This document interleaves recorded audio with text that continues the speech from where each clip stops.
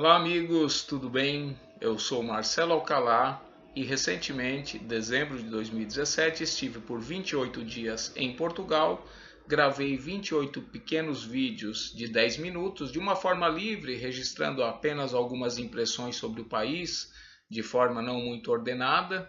Você pode ver esses vídeos nesse canal. E agora estou fazendo alguns vídeos mais específicos sobre algumas conclusões que nessa minha pequena vivência de 28 dias em Portugal, passando por Lisboa, Porto, Coimbra, visitando Braga, Cascais e algumas outras cidades, eu pude verificar algumas coisas, não apenas com aquele olhar de turista, apreciando as belezas de Portugal, a sua história, os seus monumentos, mas também tentando verificar como seria se eu fosse morar em Portugal, como é que é a dinâmica da sociedade, como é que é a alimentação, como é que são os transportes, como é que é a cidadania, como é que é o sistema de vida do português dentro dessa limitada experiência. E hoje eu queria falar um pouquinho para vocês sobre transportes públicos.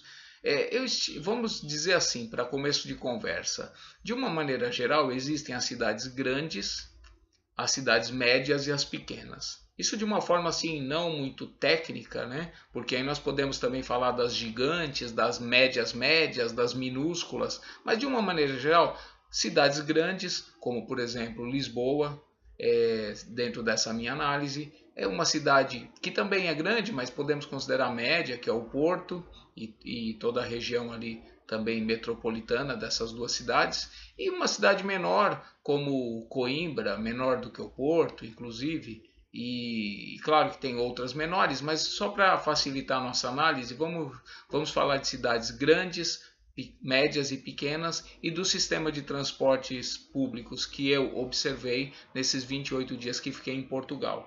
Vamos começar pelas cidades grandes, porque as cidades grandes, penso eu, que são aquelas que têm os maiores problemas a serem resolvidos na questão do deslocamento, da mobilidade de qualquer espécie.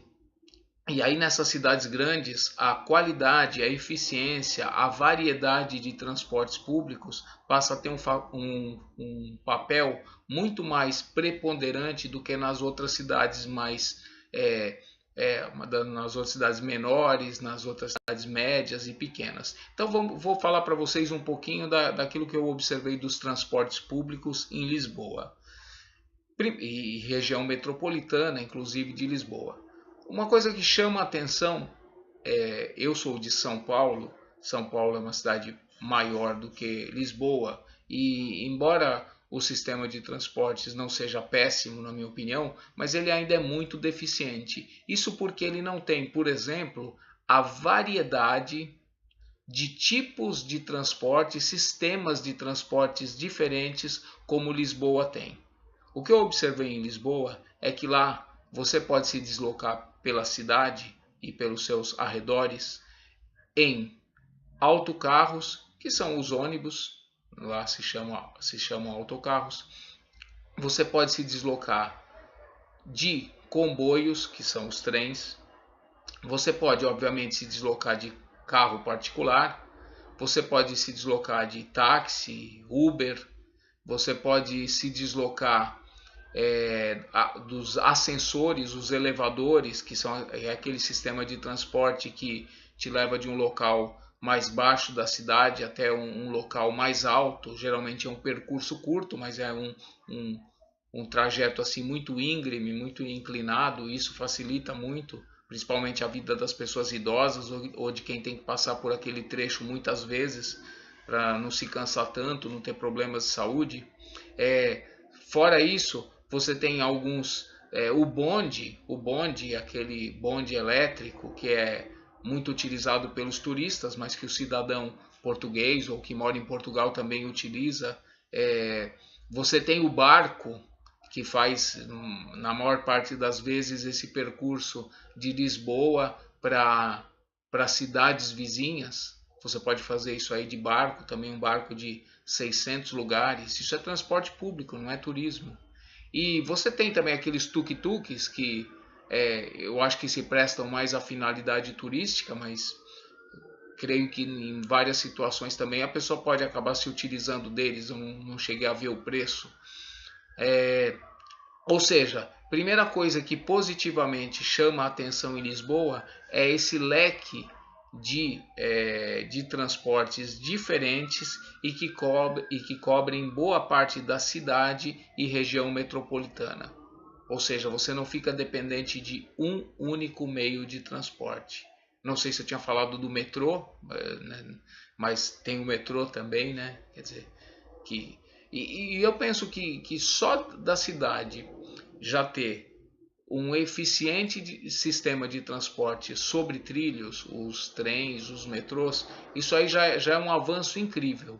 Mesmo que não tivesse os outros meios de transporte, sistemas de transporte tão eficientes, já seria muito bom, porque no transporte sobre trilhos, você não tem que estar indo de um lugar para o outro, dividindo espaço com os automóveis, com as bicicletas, até com os pedestres e com todos os outros tipos de transporte que andam nas vias públicas, nas ruas, nas avenidas. Então, o transporte sobre trilhos me agrada muito.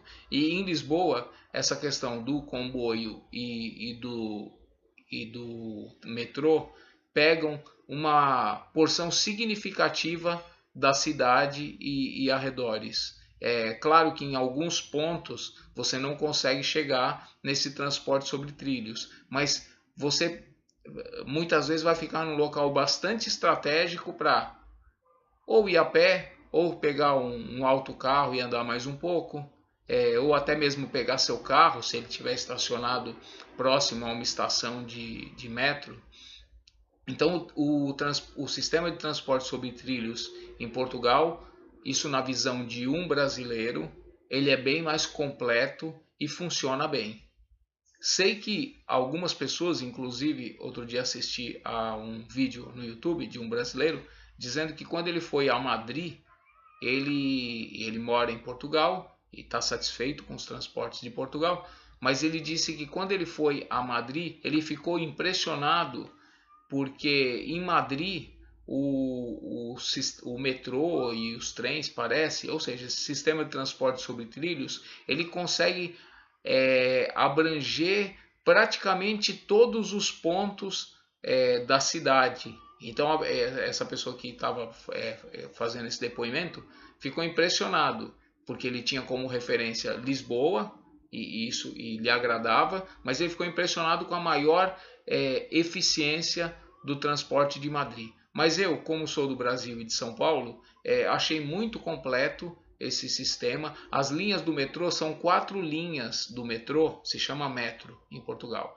E essas 4 linhas, além delas abarcarem uma fatia expressiva da cidade, elas também se entrelaçam.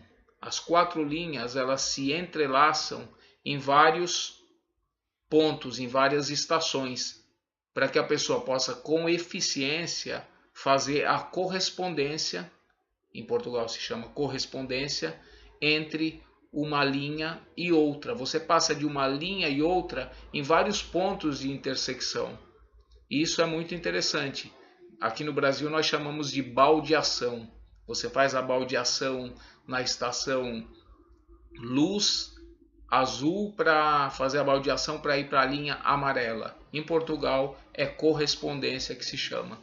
Então, quer dizer, o metrô tem essa característica bastante positiva de você poder fazer essas correspondências em vários pontos da cidade. E outra, como Lisboa tem uma gama diversificada, como eu falei, de sistemas de transportes diferentes, você consegue estar em um determinado ponto, você pega um sistema de transporte. Se você está longe do local de trabalho, por exemplo, você pega vou pegar um exemplo concreto.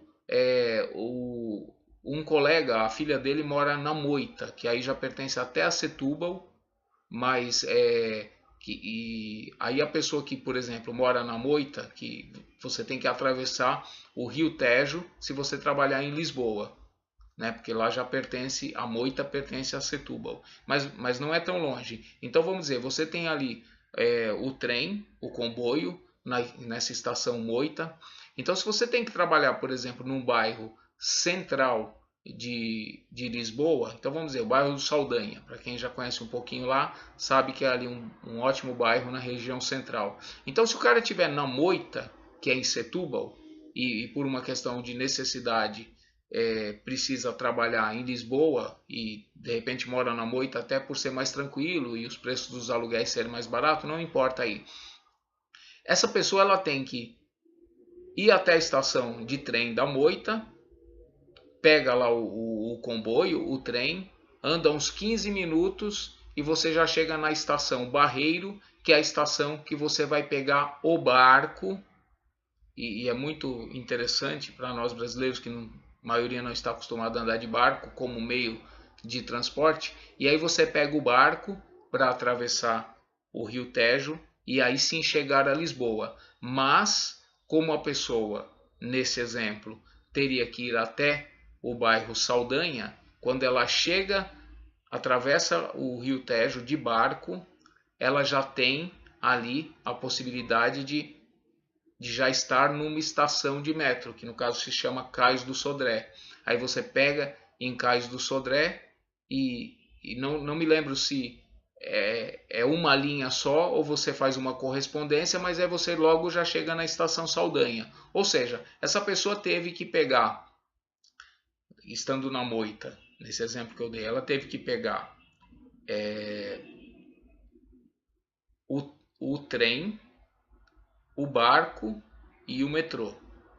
Mas de qualquer forma, isso é porque ela mora longe. Então quem mora longe, claro que a pessoa pode estar tendo essa vantagem, vantagem entre aspas, né, por morar num lugar um pouco mais tranquilo, menos agitado, pagando um aluguel significativamente menor, mas como não existe nada perfeito, as oportunidades de trabalho dela vão estar mais em Lisboa. Então ela vai gastar aí talvez aí uns 40 minutos nesse exemplo que eu dei. Mas pelo menos ela consegue concatenar, fazer em sequência um transporte após o outro. Porque os intervalos, principalmente nos horários de maior movimento, não são intervalos longos. Então a pessoa consegue fazer um planejamento. Vou chegar a tal hora na estação de comboios, vou até chegar na estação onde eu vou pegar o barco, porque eu já sei que já está próximo do barco sair, e depois ela chega no metrô, e o metrô sempre são intervalos menores. Então, quer dizer, ela consegue se programar e não ter muitos problemas com a questão do transporte, em razão dessa característica muito positiva dos transportes públicos em Portugal. Já numa cidade média e numa cidade pequena, eu vou gravar uma segunda parte desse vídeo falando dos transportes públicos, para que essa explicação que eu acabei dando sobre a cidade grande acabou ficando um pouco longa. Então eu gravo uma segunda parte falando sobre os transportes públicos nas cidades médias e nas cidades pequenas de Portugal, de acordo com a minha vivência. Muito obrigado pela atenção e até o próximo vídeo. Tchau!